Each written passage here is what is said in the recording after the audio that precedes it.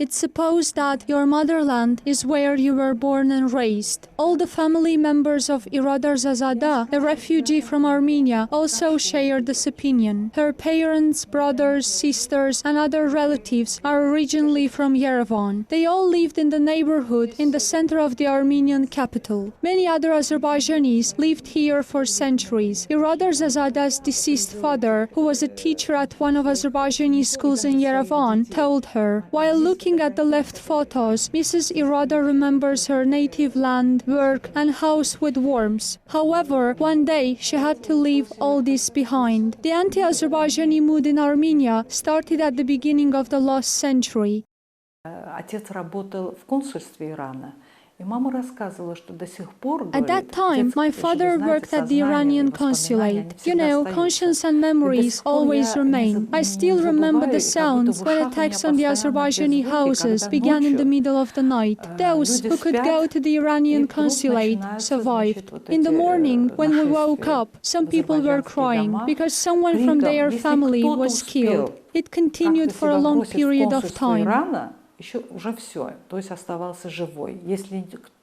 The Armenians launched the policy of ethnic cleansing of Muslims at the beginning of the 20th century. Thus, they attempted to create Armenia without Turks.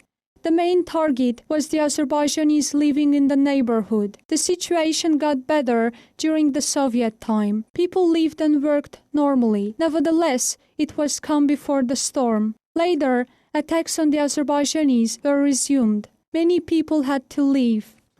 И в 1988 году я никак не забуду, когда ночью I will never forget the night when I heard screams out of the window. At first, I thought that neighbors were arguing with each other. However, when I opened the window, I heard, "Come out, come out.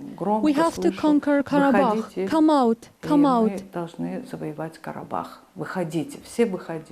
Before these incidents, Azerbaijani pedagogical and agricultural vocational institutions and schools had functioned in Yerevan. Gradually, the Armenians began to open Armenian sectors at Azerbaijani schools. It ended up with the closing of the Azerbaijani sectors. Moreover, the Armenians began to settle in Azerbaijani villages in Armenia.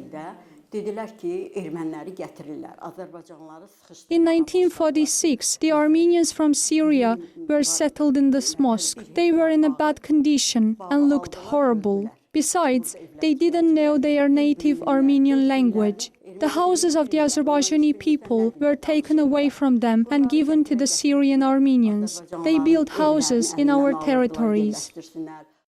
At that time, approximately 250,000 Azerbaijani people were banished from Armenia. During the deportation, hundreds of Azerbaijanis died. The official number of casualties is 214. Most of them were women, children, and elderly people. These people were murdered with special atrocity. They were beaten up to death. Some of them died of tortures, burnt alive, strangled, and frozen to death. It should be noted that after the deportation of the Azerbaijani people from Armenia, there was an earthquake in the territory of their settlement. As a result, their houses were destroyed. However, unlike the Armenians who left Baku, most of the landowners couldn't get compensations. After banishing the Azerbaijanis, the Armenians started abolishing the cultural and historical heritage of the Azerbaijani people.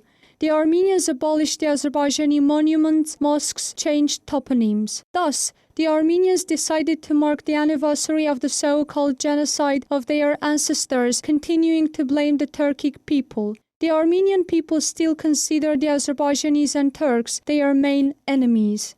Rena Agayeva, CBC.